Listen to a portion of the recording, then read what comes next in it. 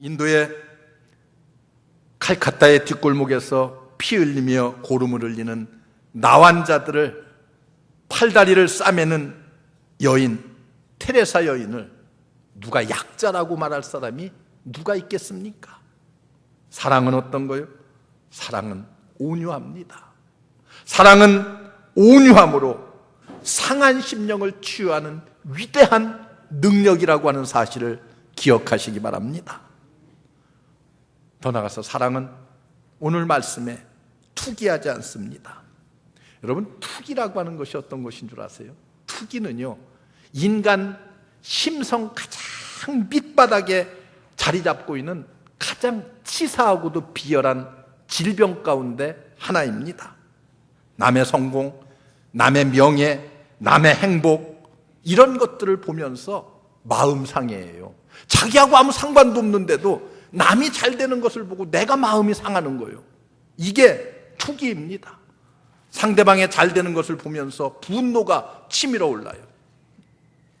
투기는 인간관계에 있어서 치명적인 상처를 안깁니다. 상대방에게 상처를 안기고 내 자신에게 상처를 가져다 줘요. 투기는 처음에는 이렇게 시작합니다.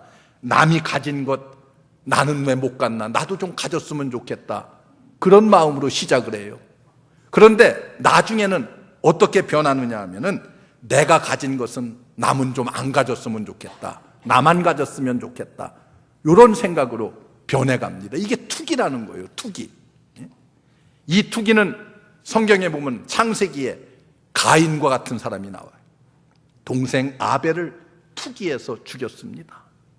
성경에 보면은 요셉의 형제들이 그랬어요. 막내 동생 요셉을 죽이려고 하고, 그리고 애굽의 노예로 팔아먹는 투기의 결과였습니다. 하만과 같은 사람, 모르드게를 투기했습니다. 사울과 같은 사람, 다윗 왕을 투기했어요. 더 높은 위치에 있으면서도. 이 투기는 인간관계에 아주 깊은 상처를 안깁니다. 그러나 사랑은 어떤 거예요? 사랑은 인간관계의 모든 상처를 싸맵니다. 왜? 사랑은 투기하지 않습니다. 사랑은 투기하지 않아요. 더 나아가서 사랑은 자랑하지 않습니다. 오늘 말씀을 보면은 투기라고 하는 것은 상대방에게 초점이 있어요. 투기는 상대방에게 초점을 맞춥니다. 그런데 자랑은 자기 자신에게 초점을 맞춰요. 투기는 다른 사람이 가지고 있는 행복, 업적, 이런 것을 없는 것으로 돌리려고 자꾸 생각을 해요. 그런데 자랑은 내가 한 업적, 요만한 업적이라 할지라도 이만하게 과대포장해서 나타내려고 하는 것이 자랑입니다. 그런데 사랑은 자랑하지 않습니다. 그렇게 말해요. 성경을 보면은 사도 바울은 부활하신 예수 그리스도를 만납니다. 그리고 그의 삶이 변화를 받아요. 하나님의 깊은 은혜를 체험합니다. 그리고 나서 바울은 이렇게 고백해요. 예수 그리스도의 십자가 외에는 내가 자랑할 것이 없다는 거예요. 바울은 자랑하지 않았어요. 사랑의 아름다운 열매를 맺었습니다. 사랑의 의미를 알면은 자랑하지 않아요. 남이 알아주지 않는다 할지라도 그것이 마음의 상처가 되질 않아요. 많은 사람들이요, 나를 인정해 주지 않는다, 남이 나를 알아주지 않는다, 나를 무시한다, 그래가지고 상처가 되거든요. 왜 교회에 가면 목사님이 나를 인정해 주지 않을까? 장로님들이 나를 인정해 주지 않을까? 어떻게 하다 인사만 조금 걸러도 그것이 마음의 상처가 되고, 나를 무시하나? 이런 마음들이 들어요. 사탄이 주는 마음입니다. 사랑의 의미를 알면은 그런 마음이 내게서 사라져요. 그럴 수도 있지. 겸손히 예수 그리스도만을 바라보는 자에게 이런 마음이 듭니다.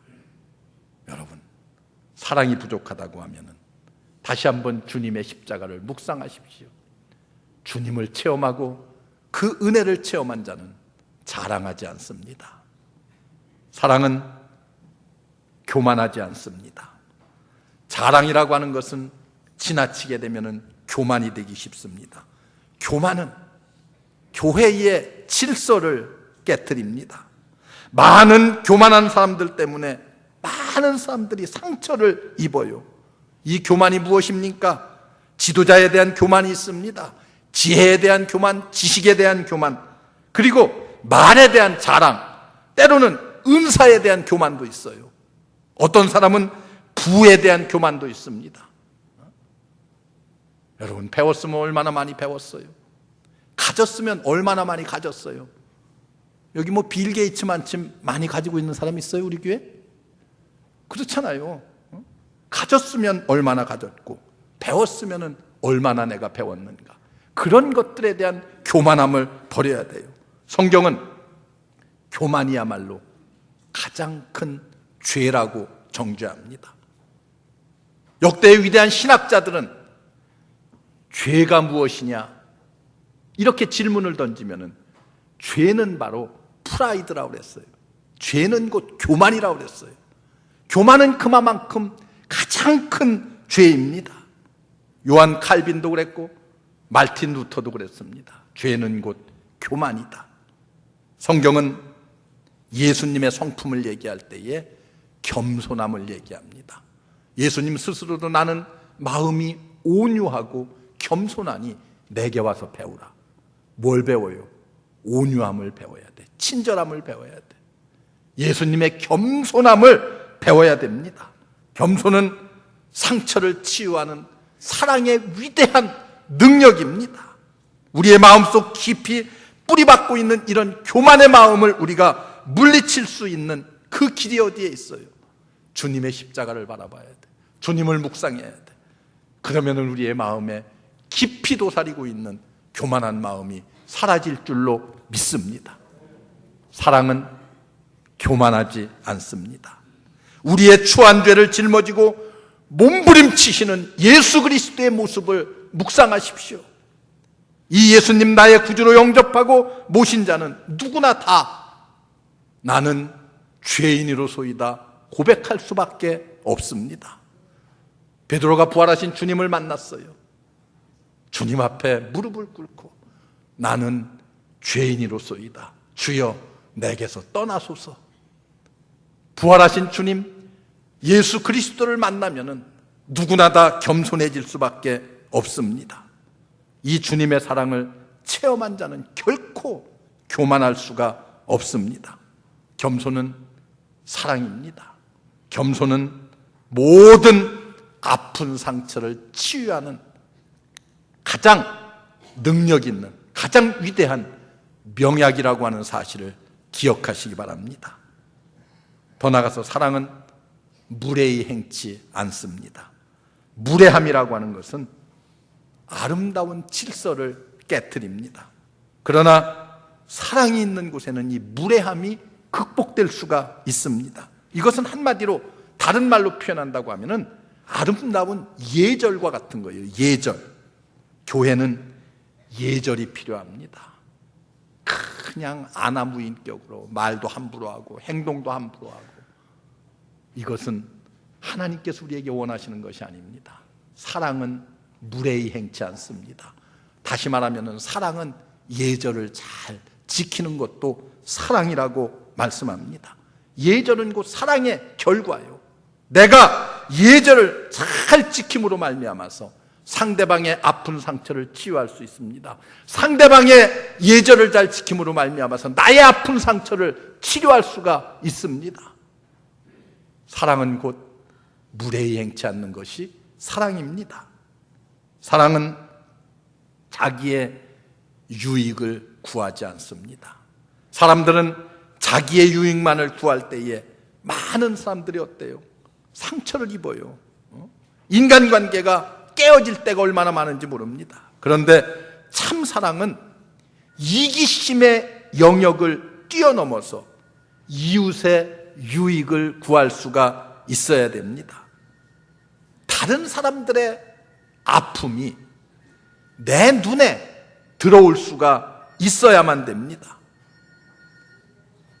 다른 사람의 아픔이 내 눈에 들어오기 시작할 때에 내 마음에 주님의 사랑으로 넘쳐날 수 있습니다. 그런데 많은 사람들이 어떡합니까? 하나님이 주신 은사도 사실은요, 하나님이 주신 달란트도요, 형제에게 덕을 세우기 위해서 하나님께서 우리에게 주신 거예요. 고린도전서 12장, 오늘 읽은 말씀 그 앞에 장을 보면은 사도 바울이 은사에 대해서 얘기해요. 그 많은 은사들이 다 어떤 겁니까? 나 자신을 위한 것이라기보다는 다 누구를 위한 것? 상대방을 위한 덕이에요. 나 자신을 위해서 꼭 필요한 은사가 있다고 하면은 방언의 은사 하나 외에는 아무것도 없습니다. 그렇기 때문에 자기만을 위하는 삶에서 남의 유익을 구하는 삶으로 우리의 삶이 전환되어야 돼요. 이게 곧 사랑입니다. 진정한 사랑은 어떤 것입니까? 모든 것을 주는 거예요. 주는 자에게는 불편한 인간관계가 있을 수 없어요. 주는 자에게 무슨 불편한 인간관계가 맺어질 수 있겠습니까? 사람들은 대부분 생각하기를 줄래야 내게 줄 게 없어서 못 준다, 이렇게 생각하는 사람들이 있어요.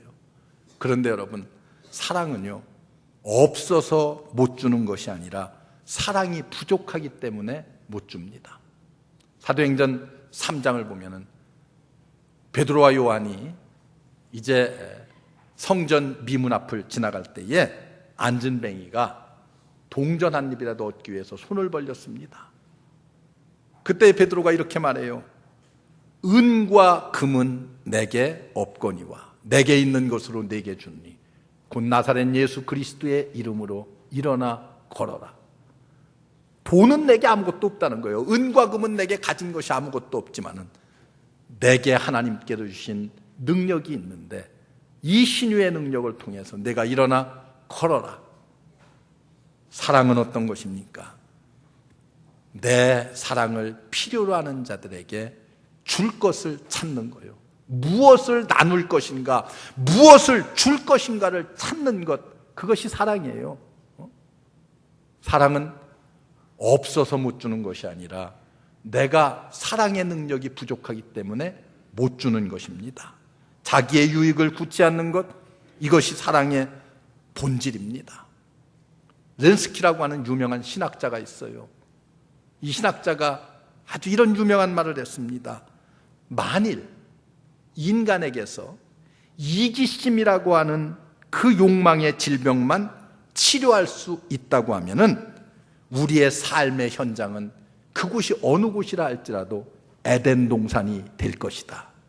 인간이 가지고 있는 이기심만 치료할 수 있다고 하면은 그곳이 어디가 되든 간에 에덴 동산이라고 그런 유명한 말을 했습니다. 이기심을 버리고 주님의 사랑을 실천합시다.